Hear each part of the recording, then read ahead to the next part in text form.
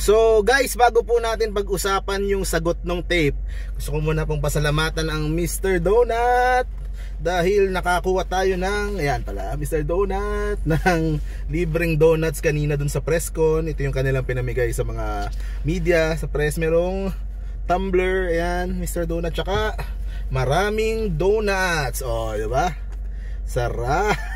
Kanina pa ako natatakam eh. Ayan oh, ang sarap ng donuts ko, no? May ube, may chocolate, may butternut. Tikman nga natin tong ube. Ano ba lasa nito? Sarap ng ube nila. Panalo. Thank you very much, Mr. Donut. Okay? So ito po, basahin po natin yung sagot ng tape tungkol po sa TVJ Eat Bulaga na pagkapanalo po sa IPO. TVJ cannot use Eat Bulaga pending appeal by tape. Yun po yung headline dito. Okay, so ito po yung statement ni Attorney Maggie. It is the vehement submission of tape that they can still use Eat Bulaga since the decision of the hearing officer of the Bureau of Legal Affairs nung sa IPO is not yet final and in fact appealable. Likewise, TVJ cannot use it on their show as their application with the Bureau of Trademarks has not been granted. So hinintay pa natin na ma-approve yung kay Joey, pero according nga doon sa doon sa Legal Affairs, sa adjudication na nagde-decide ng mga bagay na yan, the trademark belongs to Joey De Leon. Okay? So, dagdag pa ni Attorney Maggie, in the event that TVJ preemptively use it on their show, tape will definitely file cases against TVJ and TVJ Productions to protect the interest of tape.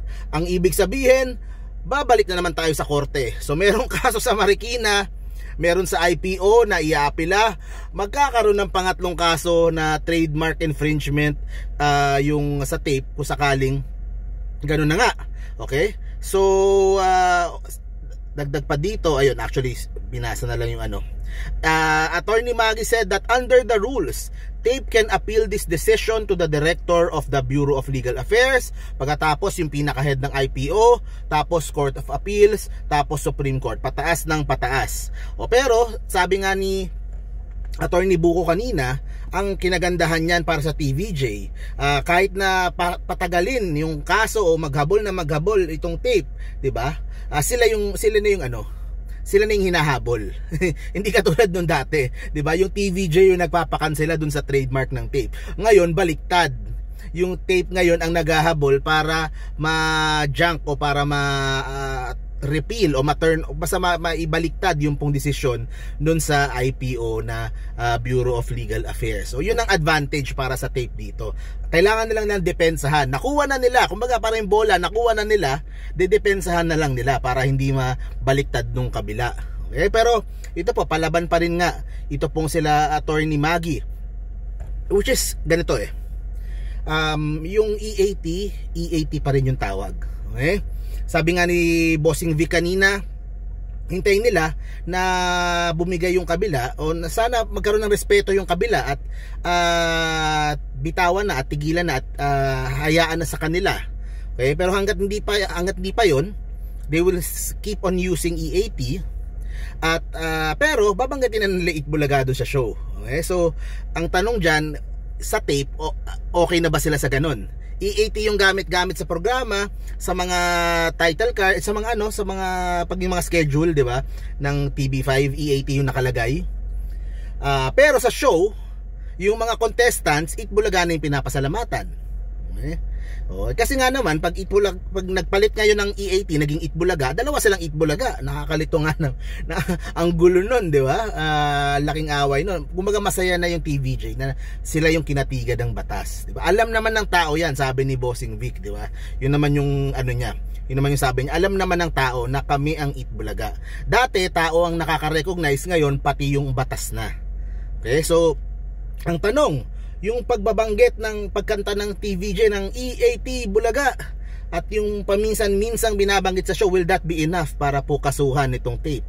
O yan, makikita po natin kung hanggang saan yung pong hangganan nito po ng tape, anong linya ang kailangang i-cross ng TVJ bago sila kasuhan nitong mga taga-tape. Pero sa ngayon po, status quo, EAT yung gagamitin.